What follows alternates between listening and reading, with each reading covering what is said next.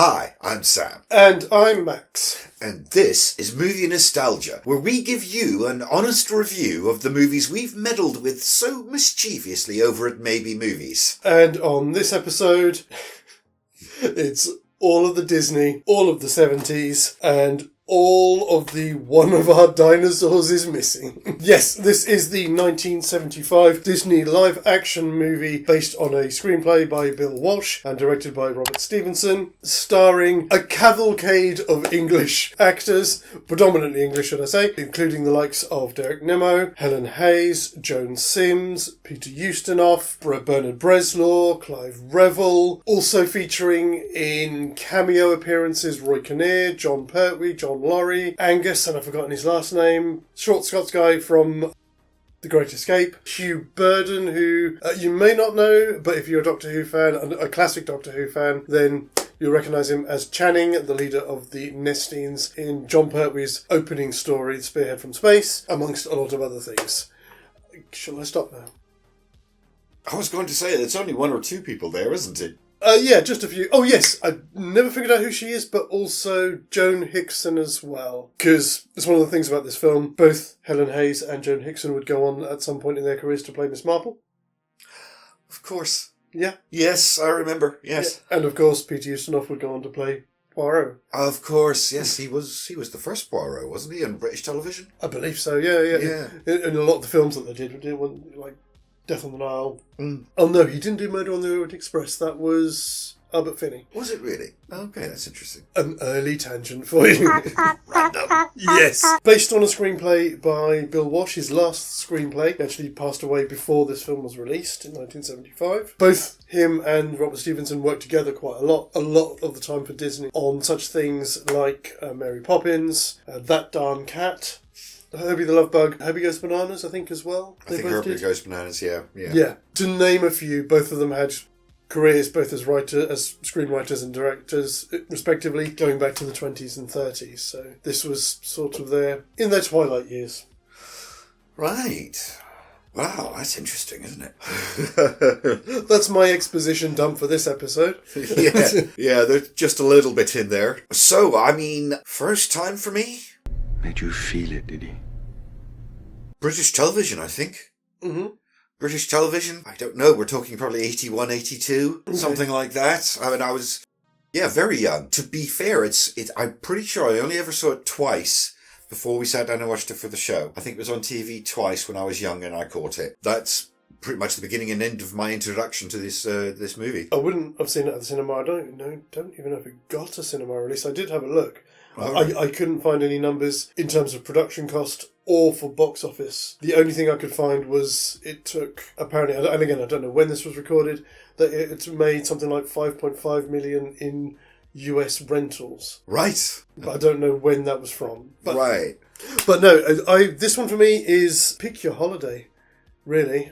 I have a feeling it's Easter, interestingly enough. Bank holiday. It's a bank holiday movie. It's a bank holiday movie, or, yes. It's a feast day movie, and I've got a feeling I would have seen this first around Easter. Probably a similar time to you. Yeah, so 75, so I'd have seen this probably when I was about 6, so yeah, about 81. Mm-hmm. So the same. Something like that, yeah. Yeah, it's one of those ones I always remembered enjoying it, but it never really stuck. Yes, I found it pleasantly amusing, but I didn't fall in love with it the way I've fallen in love with some Disney movies. Same. I think I actually remember it more for the music, for the theme tune. It's quite memorable. As I said, I would always find time to sit down and watch it, but again, that's one of the ones why I don't mind having it in my collection. Because I tend to forget so much about it. It's a bit of a mixed bag. It is. Yes, it is. I mean, but before we go any further, we really kind of, rather than skirting the elephant in the room, and talk about the yellow face. Yeah, I guess we have to, don't we? Again, I suppose for us it's a lot easier just to go, it's just what it is, because that's the period that we grew up in. Well, I mean, I was thinking about this earlier. It's not just the period that we grew up in. I mean, I don't know about you personally, but I didn't know any Chinese people, Oriental people at all at that age. Not when I lived in the States and obviously not here in England. I don't think I even went to a Chinese takeaway until I was in my teens. So I kind of took yellow face on face value. You know, like that, the Jackie Chan, not the Jackie Chan, Charlie Chan movies, things like Fu Manchu, they're all very yellow-faced based films. I kind of took them for granted because I didn't know any Oriental people personally. And then when I was older, I'd forgotten about these movies. It wasn't coming back to them as an adult. You kind of go, ooh. Again, I'd agree with all of that. And again, I suppose I never really had a problem with it even as a kid because to me, they're actors. They're doing what actors do, and that's pretending to be something they're not. Yeah, there's that too. When you're putting somebody like a big star like Peter Ustinov in there, because he's so eminently watchable regardless of what he's doing. Yes, he is. He is a very enjoyable actor. Yeah. So I end up watching it for, I'm watching Peter Ustinov. The rest of it is circumstantial. But yes, it is in here. Yes, it really is. But the film itself, it's such a parody. It's so tongue-in-cheek the whole way through. Oh, it's a parody of... I mean, it's not just a parody of Oriental culture. It's a parody of British culture. You know, it's an over-exaggeration of an imagined past. Yes, exactly. Yeah, that's... Have a gold star. Yeah, oh, yeah, that's a brilliant way of putting it. And that's the way all of the characters are treated. And the other thing I really liked, what you were saying while we were watching it, is... why this would have been so appealing to children at the time is because all of the adults in it get dragged down to their level. Yeah, everybody is on the level of that's my nanny, that's nanny. Yeah, you know, all of the main characters at some point go yes, nanny. You know, and they're all reduced to being 10 again, or whatever. Exactly, which is really nice. Although it's interesting that arguably the most annoying characters in the film are the two kids. They are, and I was trying to work out this last time why they're there, and the only thing I can think of is they are there to make everything go wrong in the third act. Yeah. Everything else they do is just sort of incidental. It's not part of the plot. It's interesting because they've obviously inserted these characters in there. These are the foils for the audience, for the kids watching. They're self-inserts, aren't they? Thank you. That's what I was looking for. But again, as I say, they're the most dislikable characters in the film. They really are quite obnoxious. Yeah, they are. I mean, I even remember thinking that when I was a kid when I was watching this. Yeah. I hated them. Well, you know, it's all their fault, isn't it? You know. Yeah, absolutely. Stuck up little toffs. Anyway, sorry. Xadrum is more than just curious content on YouTube. We're also a small publishing house with books covering a range of genres from 1940s pulp adventure to children's novels and even a touch of the macabre for those who like their literature on the dark side. Our titles are available in both paperback and ebook formats. Ebooks are available on Amazon, but physical copies can only be bought exclusively through our website at xadrum.com. Jeff's got enough cash as it is, so why not help us little guys grow and thrive? Links can be found in our banner and in the description to all of our videos, and we look forward to helping you indulge your itch for escapism. I did find out this was actually based on a book.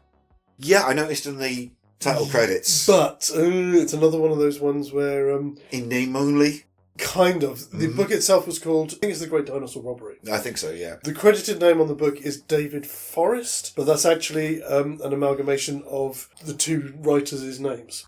Ah, like Grant Naylor. Yeah. The original story itself was actually designed for adults, and it's actually about stealing a dinosaur skeleton, but it's from the Museum of Natural History in New York. And they spend a lot of time researching with both the City of New York, with the museum itself, to get their setting right. And again, as far as I understand, it's a crime caper. So it's a heist. It's a heist story. Yeah. Literally a heist story. When I read up on it, it didn't say what type of book it is, but it would tend to lend itself to being a heist. Sounds like it, doesn't it? Yeah. Especially if it's adult-oriented, that's where your brain goes, right? Yeah. So they were kind of disappointed when they saw the film. Not so much that it had been changed to England, but just that they'd changed it into a kids' comedy. That's a weird angle to take.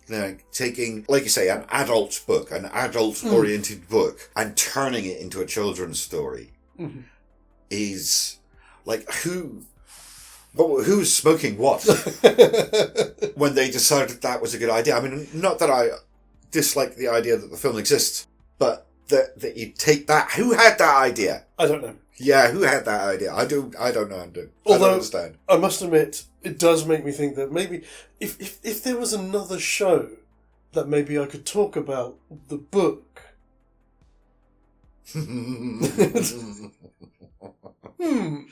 Huh. Anyway, sorry. It's his turn to do the synopsis, not mine. Gosh, right, okay, so this is sort of the tale of Lord Southmere, who has acquired the secret to Lotus X upon being accosted by erstwhile previous owners of Oriental Extraction, hides it somewhere on one of the skeletons of the dinosaurs in the Natural History Museum before being captured. Enter Nanny and her friends, Nanny and Nanny. Previous nanny of Lord Southmere, who come to his aid and rescue in various fashions through which shenanigans and stuff happens, including dinosaurs. Oh, yes. And it was interesting that you said earlier as well, because I was thinking about this the other day. I know there's only actually 2 of them in there, but it does feel a bit like Disney tries to do Carry On. It felt like that. Yeah. It almost had that sense. I mean, obviously not Carry On sensibility. No, it's very risque. Yes. But the very British sensibility. Kind of is embodied by the Carry On films. Definitely. Again, I suppose that veneer of it is just slightly more reinforced because you've got Joan Sims, because you've got Bernard Bresslaw in there. Yeah, 2 of the biggest, most popular names from the Carry On movies. We haven't done a Carry On one yet. At some point, we will do. Oh, you know what? Yeah, that would be We fun. will do. That would be fun. Then it's not like short of choices. No, exactly. Exactly.